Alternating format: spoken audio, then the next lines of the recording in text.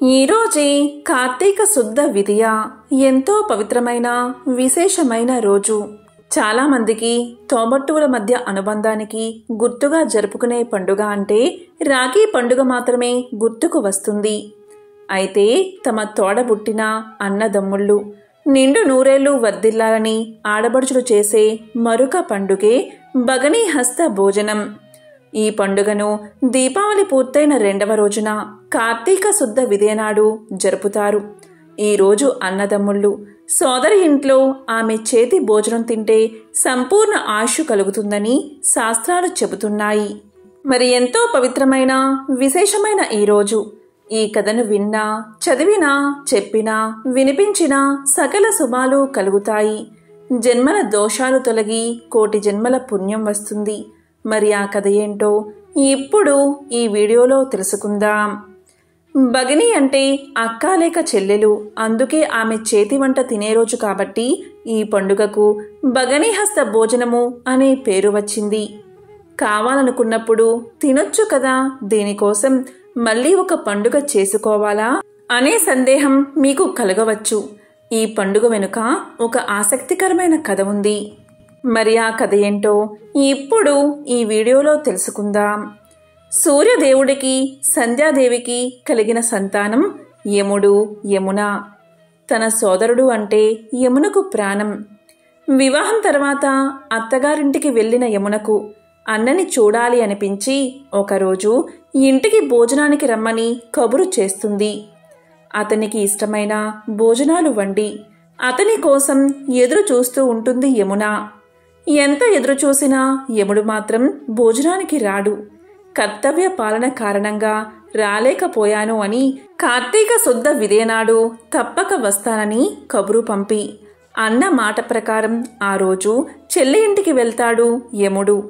ఇంటికి వచ్చిన అన్నకి అతిథి మర్యాదలు చేసి వండిన పదార్థాలను కొసరి కొసరి తినిపిస్తుంది యమున. దానికి సంతోషించిన యముడు నీకేం కావాలో కోరుకో అని చెల్లెల్ని అడుగుతాడు. ప్రతి సంవత్సరం నువ్వు ఇదే రకంగా మా ఇంటికి ఈరోజు భోజనానికి రావాలి. అలాగే భూలోకంలో నాలాంటి తోబొట్టువులు తమ అన్నదమ్ములకు ఇదే రకంగా వారింటికి పిలిచి భోజనం పెట్టాలి. ఇలా చేయడం వల్ల వాళ్ళ సోదరులు నిండు నూరేళ్లు ఆయురారోగ్యాలతో సుఖంగా ఉండాలి అని అడుగుతుంది యమున.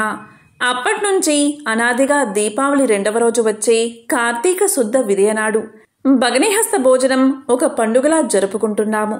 ఈ పండుగను భయ్యా దూజ్, బాయి టీకా అని కూడా పిలుస్తారు. భయ్యా దూజీ అనే పేరుతో ఉత్తర దేశంలో బాగా ప్రాచుర్యం పొందిన భగనీహస్త భోజనం సోదరుడి క్షేమానికి సంబంధించింది. ఒకప్పుడు యముడు తన భటుల్ని కర్తవ్య నిర్వహణలో ఎప్పుడైనా మనసుకి బాధ కలిగిందా అని అడిగాడు. అప్పుడు ఒక భటుడు ఇలా సమాధానం చెప్పాడు. యమధర్మరాజా భర్త ప్రాణాలు హరించినప్పుడు నవవధువు పడిన వేదన హృదయ వికారంగా ఉండి తన మనసు పాడైందని చెబుతాడు. యముడు కూడా బాధపడినా చేయగలిగిందేమీ లేదని చెబుతూ ఎవరైనా సరే కార్తీక శుద్ధ విదియ నాడు సోదరికి బహుమానమిచ్చి ఆమె చేతితో తిలకం పెట్టించుకుంటే అపమృత్యువును నివారించవచ్చని యముడు తెలియచేస్తాడు. దీనికి సంబంధించిన మరొక కథను ఇప్పుడు తెలుసుకుందాం. యమధర్మరాజు చెల్లెలు యమున తనకు వివాహమై అత్తవారింటికి వెళ్ళాక తన ఇంటికి తన అన్న అయిన యముణ్ణి భోజనానికి ఆహ్వానిస్తుంది. కాని సమవర్తి అయిన యముడికి తన విధుల నిర్వహణలో తీరిక లేక చెల్లెలు ఇంటికి వెళ్ళలేకపోయాడు. ఈ క్రమంలో మార్కండేయుడి ప్రాణాన్ని తీయడానికి యముడు తన యమపాసంతో వెళ్తాడు. ఇంతకీ మార్కండేయుడు ఎవరో ఇప్పుడు తెలుసుకుందాం. అనగనగా మృకండు అని ఋషి ఉండేవారు. మృకండు శివుడు గురించి ధ్యానం చేసుకునే సమయంలో మృగాలు అతన్ని రాసుకుంటూ పోయినా కూడా పట్టించుకునేవాడు కాదట. అలాంటి మృకుండనికి మరుద్వతి అనే సాధ్వి భార్యగా ఉండేది. భగవన్నామ స్మరణలో హాయిగా జీవితాన్ని గడుపుతున్న ఆ దంపతులకు ఒకటే లోటు, వారికి పిల్లలు లేరు. సంతాన భాగ్యం కోసం వారిద్దరూ వారణాసి క్షేత్రానికి చేరుకుని శివుణ్ణి పూజించడం మొదలుపెట్టారు. ఆ దంపతుల దీక్షకు మెచ్చిన శివుడు వారి ముందు ప్రత్యక్షం అయ్యాడు. కానీ ఆ పరమేశ్వరునికి వారిని పరీక్షించాలని అనిపించిందో ఏమో. ఇలా పలికాడు పరమశివుడు. మీకు తప్పకుండా పుత్ర సంతానాన్ని ప్రసాదిస్తాను. కానీ ఎలాంటి పుత్రుడు కావాలో మీరే నిర్ణయించుకోండి. సుదీర్ఘకాలం జీవించే దుర్మార్గుడు కావాలా, లేకపోతే 16 సంవత్సరాలు మాత్రమే జీవించే గుణవంతుడు కావాలా అని అడిగాడు ఆ మహాశివుడు. అప్పుడు మృకుండ దంపతులు ఇలా సమాధానం చెప్పారు. వ్యక్తిత్వం లేనివాడు ఎన్ని రోజులు ఉంటే ఏం లాభం? మాకు గుణవంతుడైన అల్పాయుష్కుడే కావాలి అని సమాధానం చెప్పారు. ఆ మహాశివుడి ఆశీస్సుల వల్ల అచిర కాలంలోనే ఆ దంపతులకు వెలుగు రేఖలాంటి ఓ బాలుడు కలిగాడు. మృకుండుని కుమారుడు కాబట్టి అతనికి మార్కండేయుడు అన్న పేరు వచ్చింది. శివుని మాటలకు తగినట్లుగానే మార్కండేయుడు సకల గుణాభిరాముడు. బాల్యం తీరకుండానే సకల శాస్త్రాలను ఔపోసన పట్టాడు. మరోపక్క వ్యక్తిత్వంలోనూ తనకు సాటి లేదు అనిపించుకున్నాడు. 7 సంవత్సరాలు 3 నెలలు నిండిన వెంటనే మార్కండేయుడికి ఉపనయనం చేశారు. రోజులు ఇలా జరుగుతుండగా ఒకరోజు సప్త ఋషులు మృకుండ మహర్షిని చూడ్డానికి వీచేస్తారు. మార్కండేయుడు సప్త ఋషులకు నమస్కారం చేసిన వెంటనే సప్త ఋషులు చిరంజీవ అని దీవిస్తారు. ఇది విన్న మృకుండ మహర్షి తన కొడుకు నిజంగా చిరంజీవి అవుతాడా అని సప్త ఋషులను అడగగా దివ్య దృష్టితో సప్త ఋషులు శివునికి మృకుండనికి జరిగిన సంవాదాన్ని గ్రహిస్తారు. వారు మార్కండేయుణ్ణి బ్రహ్మ దగ్గరకు తీసుకుపోయి బ్రహ్మ చేత కూడా చిరంజీవి అని దీవించేలా చేస్తారు. ఆ తరువాత దివ్య దృష్టితో మృకండ మహర్షికి శివుడికి మధ్య జరిగిన సంగతి తెలుసుకుని మార్కండేయుడి నిరంతర శివారాధన చేయమని బ్రహ్మ సలహా ఇస్తాడు. శివుడు గురించి తపస్సు చేసి మార్కండేయుణ్ణి చిరంజీవి చెయ్యమని అడుగుతాడు. అందరూ కలిసి శివనామ స్మరణ చేత అకాల మృత్యువు దరిచేరదని మార్కండేయుడికి తెలియచేస్తారు. పెద్దల మాటల మేరకు ఒక శివలింగం ముందర కూర్చుని శివ ధ్యానాన్ని మొదలుపెట్టాడు మార్కండేయుడు. ఒక పక్క అతని మృత్యు గడియలు సమీపిస్తున్నాయి. మరో పక్క నోటి నుంచి శివనామ స్మరణ ఆగడం లేదు సరికదా, ఒక్కో నిమిషం గడిచే కొద్దీ మరింత జోరుగా సాగుతుంది. ఇది ఇలా ఉండగా నారదుడు మృకుండ మహర్షికి శివునికి మధ్య జరిగిన సంవాదాన్ని, సప్త ఋషులు బ్రహ్మ పలికిన ఆశీర్వచనాల గురించి యముడికి చెప్పి 16 ఏళ్లు నిండిన వెంటనే మార్కండేయుడి ప్రాణాలు తీయకపోతే ప్రపంచానికి యముడి భయం పోతుందని చెప్పి వైకుంఠానికి వెళ్ళిపోతాడు. 16 సంవత్సరాలు నిండిన రోజు యముడు తన కింకరులను మార్కండేయుడు ప్రాణాలు తీసుకురమ్మని పంపుతాడు. యమ కింకరులు మార్కండేయుడి తేజస్సు చూసి మార్కండేయుడి ప్రాణాలు తేవడం తమ వల్ల కాదు అని యముడికి చెబుతారు. వెంటనే యముడు తన దున్నపోతు మీద మార్కండేయుడి ప్రాణాలు తీయడానికి బయలుదేరతాడు. యముడు వచ్చేటప్పటికి మార్కండేయుడు అకుంఠిత భక్తితో శివారాధన చేస్తున్నాడు. యముడు తన యమపాసాన్ని విసిరేటప్పటికీ మార్కండేయుడు శివలింగాన్ని కౌగలించుకుని శివ, మహాదేవ కాపాడు అని మార్కండేయుడు అన్న వెంటనే శివలింగం నుంచి మహాదేవుడు ఉద్భవించి కాలరూపుడై యముడిపైకి వస్తాడు. అసలే బోలా శంకరుడు, భక్తుడు పిలిస్తే రాకుండా ఉండగలడా? అంతే, మార్కండేయుడు ప్రాణాలు తీయడానికి వెళ్లిన యముణ్ణి అడ్డగించేందుకు తన త్రిశూలాన్ని తీసుకుని వెళ్తాడు. మార్కండేయుడు తన భక్తుడు, అతని ప్రాణాలు తీయవద్దని యముడికి శివుడు చెబుతాడు. అప్పుడు యముడు ఇలా పలుకుతాడు: మహాశివ, నా దృష్టిలో అందరూ సమానమే. పేద, గొప్ప, భక్తుడా, నాస్తికుడా అనే తేడా నాకు తెలియదు. అందుకే నన్ను సమవర్తి అనే పేరుతో పిలుస్తారు. అర్ధాయుష్యుడైన మార్కండేయుడి ప్రాణాలను తీసేస్తాను అని స్పష్టం చేస్తాడు యముడు. దీంతో లయకారకుణ్ణి నా మాటనే ఎదిరిస్తావా అంటూ శివుడు యముడిపై ఆగ్రహాన్ని వ్యక్తం చేస్తాడు. అయినా యముడు మార్కండేయుడి ప్రాణాలు తీసేందుకు తన పాశాన్ని విసురుతాడు. ఆ పాశానికి మార్కండేయుడికి మధ్యలో శివుడు తన త్రిశూలాన్ని అడ్డంగా పెడతాడు. దీంతో యముడు తన విధిని నిజాయితీగా నిర్వహించనీయకుండా తనను అడ్డుగా రావడం సరికాదని శివుణ్ణి అంటాడు. దీంతో శివుడు తన త్రిశూలాన్ని యముడిపై విసరబోతాడు. త్రిశూలం శక్తి ఎంతటితో తెలిసిన యముడు దాని దాటి నుంచి తప్పించుకోవడానికి పరుగు పెడతాడు. దీంతో త్రిశూలం పట్టుకుని శివుడు యముణ్ణి వెంటాడుతూ ఉంటాడు. శివుడు త్రిశూలంతో వెంట పడడంతో యముడు అలా పరిగెత్తుకుంటూ వెళ్ళి అనుకోకుండా తన చెల్లెలు అయిన యమున ఇంటికి వెళ్ళి తలదాచుకుంటాడు. అన్న ఇన్నాళ్లకు వచ్చాడన్న ఆనందంతో, సోదర సంతోషంతో అన్నా ఎన్నాళ్ళకి నా మీద దయ కలిగింది అంటూ అతనికి సకల మర్యాదలు చేస్తుంది. దీంతో యముడు చెల్లెల్ని చూసి ఆనందపడుతూ శివుడు వెంట రావడం గురించి మర్చిపోతాడు. చెల్లెలు చూపించే ఆదరానికి పరవశించిపోతాడు. చెల్లెలు ప్రేమగా రుచికరమైన పిండి వంటలతో విందు వడ్డిస్తుంటే పరవశించిపోతాడు. అలా అన్నకు ఇష్టమైన భోజనం వడ్డిస్తుంది యమున. దీంతో ఆ అన్నా చెల్లెళ్ల బంధాన్ని, అనుబంధాన్ని చూసిన శివుడు భోజనం చేసేవారిని సంహరించరాదని తిరిగి వెళ్ళిపోతాడు. దీంతో అటు భక్త మార్కండేయుడి ప్రాణ సంరక్షణ జరిగింది. ఇటు ఎన్నాళ్లగానో అన్న కోసం ఆశగా ఎదురుచూసిన చెల్లెలు కోరిక నెరవేరింది. అన్నకు తృప్తికరంగా భోజనం పెట్టాలి అన్న యమున చిరకాల వాంఛ నెరవేరింది.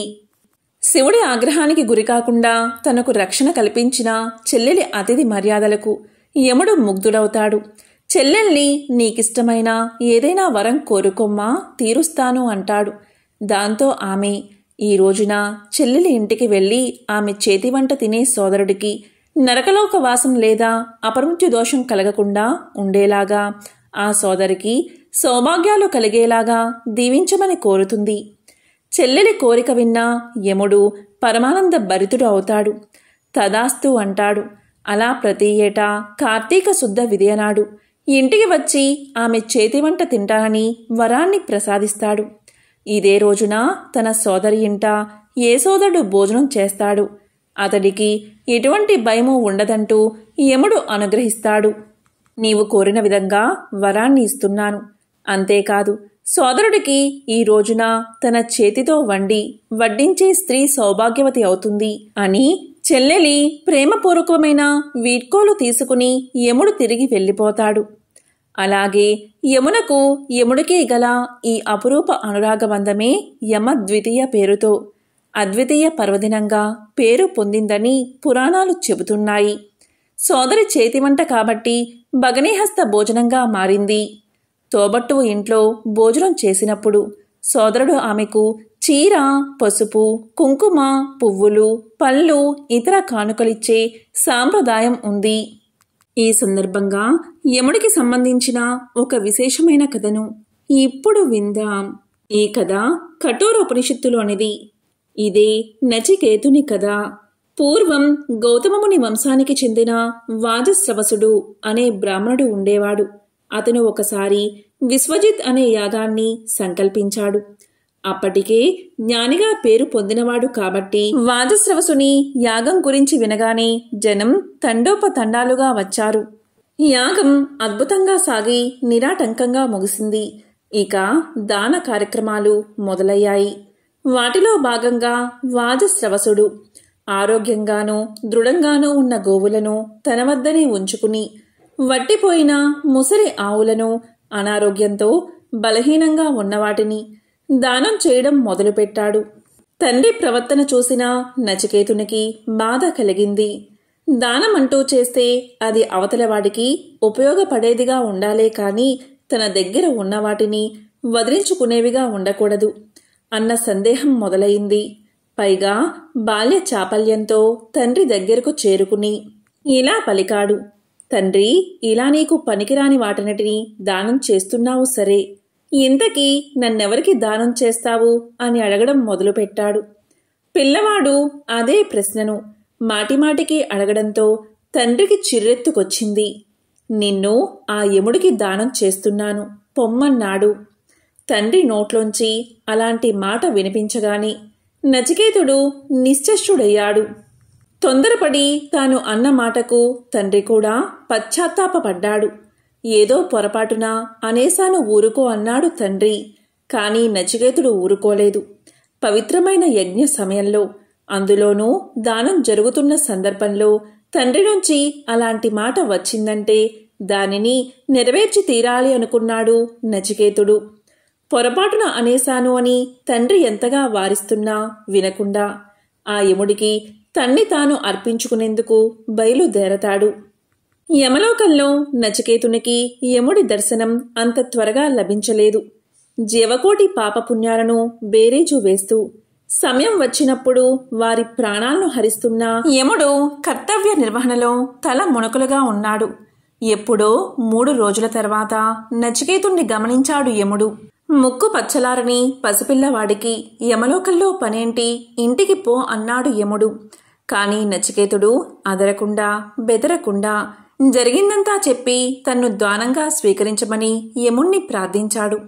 ఏదో తొందరపాటుగా అన్నంత మాత్రాన నీ ఆయువు తీరకముందే నిన్ను స్వీకరించడం భావ్యం కాదు. నిన్ను నేను స్వీకరించలేను. పైగా నువ్వు నా ద్వారం ముందర 3 రోజుల పాటు నిద్రాహారాలు లేకుండా గడిపావు కాబట్టి నేనే నీకు 3 వరాలను ఇస్తున్నాను, తీసుకో అన్నాడు యముడు. నచికేతుని సత్యనిష్టకు ముచ్చటపడి అప్పుడు నచికేతుడు ఇలా పలికాడు. నువ్వు నన్ను దానంగా స్వీకరించలేదు కాబట్టి నా తండ్రి నా మీద కోపగించుకోకుండా నన్ను సంతోషంగా తిరిగి స్వీకరించాలి. అదే నా తొలి కోరిక అన్నాడు నచికేతుడు. దానికి యముడు తదాస్తు అన్నాడు. ఇక 2వ కోరికగా ఎవరైనా సరే స్వర్గాన్ని చేరుకునేలా ఒక యజ్ఞాన్ని అనుగ్రహించమన్నాడు. ఇందులో స్వర్గం అన్న మాటకు ఒక గూఢార్థముంది. స్వర్గలోకే నా భయం కించనాస్తి అంటాడు నచికేతుడు. అంటే నిర్భయమైన స్థితిని ఇక్కడ నచికేతుడు స్వర్గంగా సూచిస్తున్నాడు. దాంతో యముడు నాచికేత యజ్ఞం పేరుతో ఒక యజ్ఞాన్ని ఉపదేశిస్తాడు. ఇక 3వ కోరికగా చనిపోయిన తర్వాత మనిషి ఏమవుతాడు అని అడుగుతాడు నచికేతుడు. తనంతటివాడు ప్రత్యక్షమై కావాల్సిన కోరికలు కోరుకోమంటే నా తండ్రి నన్ను అభిమానించాలి, భయాన్ని జయించే స్వర్గం కావాలి, మరణ రహస్యం తెలియాలి అంటూ ఈ పిల్లవాడు పారమార్థిక కోరికలను కోరడం యముడికి సైతం ఆశ్చర్యాన్ని కలగజేస్తుంది.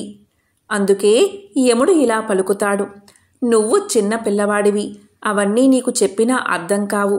ఈ జనన మరణాల గురించి దేవతలకే బోలెడు అనుమానాలు ఉన్నాయి.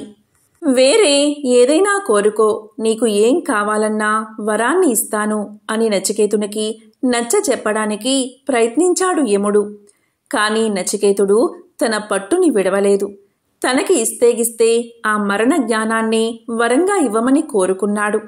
నచికేతుని పట్టుదల తృష్టా చూసిన యముడికి ముచ్చట వేసింది. సరే చెబుతాను విను అంటూ యముడు ఇలా చెప్పసాగాడు. మీ మానవులు గుడ్డివాళ్ళని అనుసరించే గుడ్డివాళ్ళలాగా అన్నీ భౌతిక సుఖాల్లోనే ఉన్నాయనే భ్రమలో ఉంటారు. తమ కోరికలను చంపుకోలేక పునరావృతమవుతున్న ఆ కోరికలను పూర్తిగా తీర్చుకోనూ లేక మళ్ళీ మళ్ళీ భూలోకంలో జన్మిస్తూనే ఉంటారు. నిజానికి ఈ లోకంలో శాశ్వతమైనది ఒక్క ఆత్మ ఒక్కటే. దానిని అశాశ్వతమైన వాటితో ఎలా పొందగలరు అంటూ ఆత్మతత్వం గురించి సుదీర్ఘంగా వివరిస్తాడు యముడు. ఆ మాటలకు సంతృప్తి చెందిన నచికేతుడు తన ఇంటికి సంతోషంగా తిరుగు ముఖం పడతాడు. ఆత్మజ్ఞానం గురించి యముడికి నచికేతునికి జరిగిన సంభాషణే కఠోరోపనిషత్తులో ముఖ్య భాగాన్ని వహిస్తుంది. నిజానికి ఈ ఉపనిషత్తు మరో భగవద్గీతను తలపిస్తుంది. అందుకే వివేకానంద వంటి జ్ఞానులకి కఠోరోపనిషత్తు అంటే ఎంతో ఇష్టం. మరి ఎంతో విశేషమైన ఈ యమ ద్వితీయ రోజు అంటే భగ్నిహస్త భోజనం రోజు సోదరులకు ఇష్టమైన పదార్థాలు వండి ఆ రోజు చెల్లెలు తన ఇంటికి లేదా అక్క తన ఇంటికి భోజనానికి పిలిస్తే ఆమె నిండు నూరేళ్లు సౌభాగ్యంతో ఉంటుందట. అలాగే అన్నకు లేదా తమ్ముడికి అపమృత్యు దోషాలు ఉంటే తొలగిపోతాయట. మరి అన్నా తమ్ముళ్ళు లేకపోతే ఏం చెయ్యాలి అనే సందేహం అందరికీ వస్తుంది. మీకు అన్నగాని తమ్ముడు గాని లేకపోతే మీరు పూజ చేసుకునే సమయంలో కొన్ని అక్షింతలు తీసుకుని మనస్ఫూర్తిగా చంద్రుణ్ణి మనసారా స్మరించుకుని, అంటే చంద్రుణ్ణి అన్నగానో తమ్ముడుగానో స్మరించుకుని ఆ అక్షింతలను ఒక ప్లేట్లో పెట్టి దేవుడు దగ్గర పెట్టండి.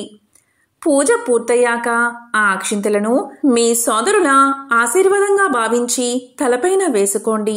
అంటే చంద్రుణ్ణి సౌరుడుగా భావించి ఈరోజు అక్షింతలను తలపై వేసుకుంటే చాలు అకాల మృత్యు దోషాలు తొలగిపోతాయి. స్త్రీలకు సౌభాగ్యం చేకూరుతుంది. అలాగే మనశ్శాంతి కలుగుతుంది. చంద్రుడు మనఃకారకుడు కాబట్టి చంద్రుణ్ణి ఈ విధంగా స్మరించడం వల్ల మానసిక ప్రశాంతత కలుగుతుంది. ధనలాభం కలుగుతుంది. ఎంతో పవిత్రమైన విశేషమైన ఈ కథను ఈరోజు విన్నా, చదివినా, చెప్పినా, వినిపించినా సకల శుభాలు కలుగుతాయి. జన్మల దోషాలు తొలగి కోటి జన్మల పుణ్యం వస్తుంది. ఓం నమః శివాయ. ఓం నమో నారాయణాయ.